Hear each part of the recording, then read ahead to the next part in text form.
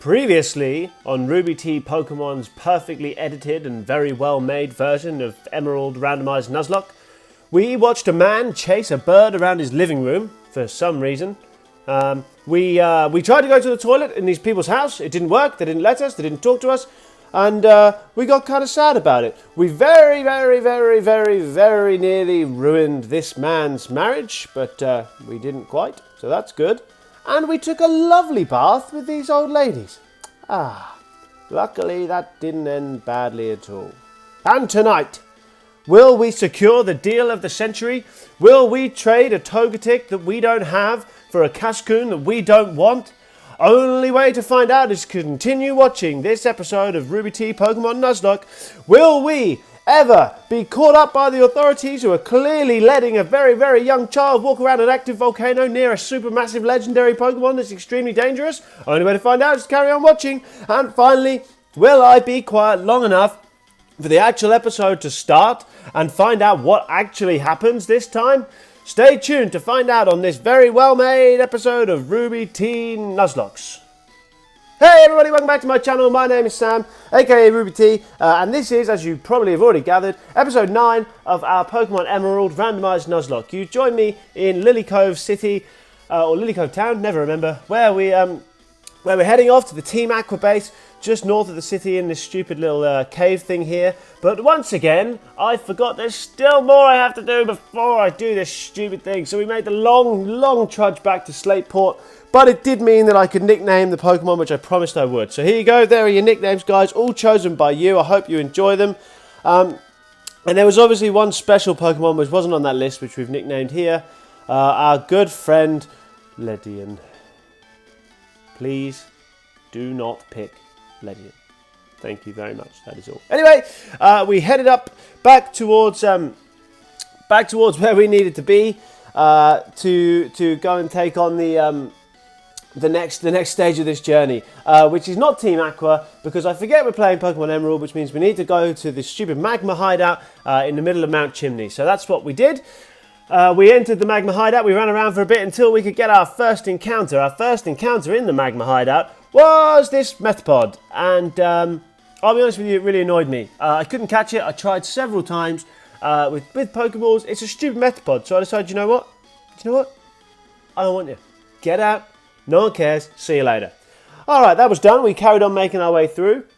There were a few tough battles inside of this, inside of the hideout, but there were some that, if I'm honest, weren't so tough. Like obviously this Volbeat wasn't too much trouble, but some of the other ones were.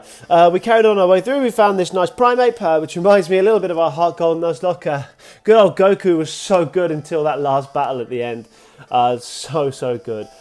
We showcase again that we've made some progress with the team in terms of actually winning the Nuzlocke, by the way, because the water Pokemon aren't a problem now. We've got Electabuzz, as we know. We've also got Kingler, who's been really useful switching into the water types. We took on this Charizard, which only used Rage, so that was pretty nice. And then we had a Wolf-Off. Our Wolf won. His Wolf wasn't good enough. Well done, Wolf. And yeah, we moved on past these massive drill things to take on some of the more difficult trainers towards the end. We took on this guy with the Altaria, who we managed to take down. It doesn't have Earthquake, so that's kind of useful. And then we went into this double battle, which was actually a bit of a challenge, or at least it should have been, if they were a little higher level or I were a little more under-leveled. So, but because we do our grinding, which is a lesson to all of you who ever attempt Nuzlocks, particularly on randomizers or on ROM hacks that are more difficult, always do your grinding. Always make sure that you are at a decent level for everything. That was done.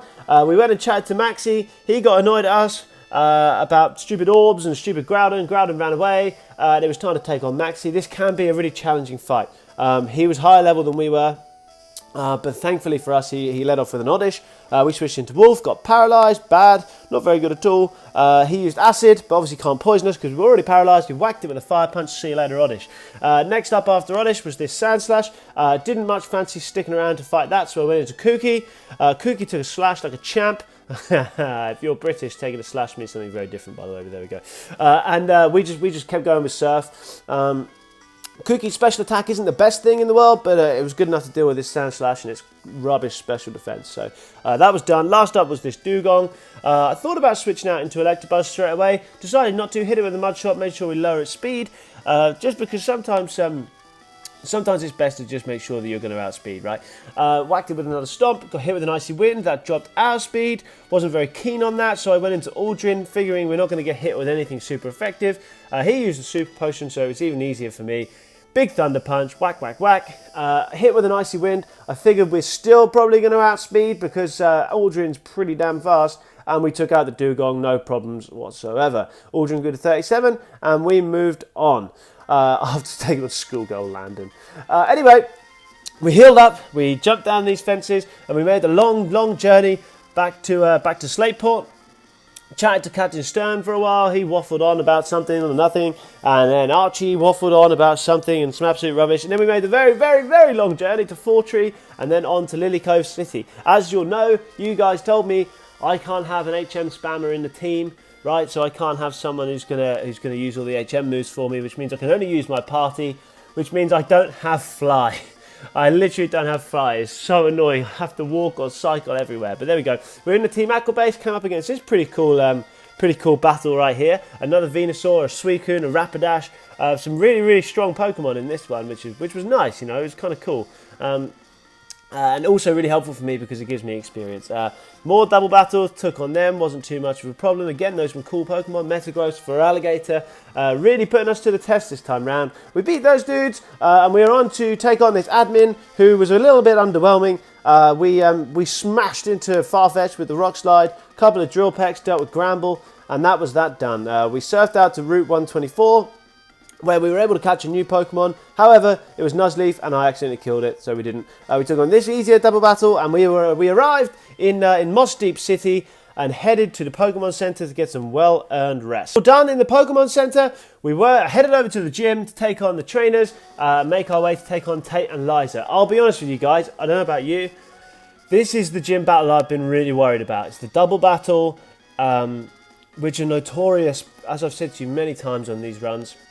They're notorious for us losing Pokemon because they just make it so difficult. If they've got one Pokemon that's really good against us, we'll be done for, right? We'll be in serious trouble. So I'm hoping and praying that it's an easy ride. But yeah, we took on these gym trainers. They weren't too much bother. Big Shrimp finally got his day in the sun.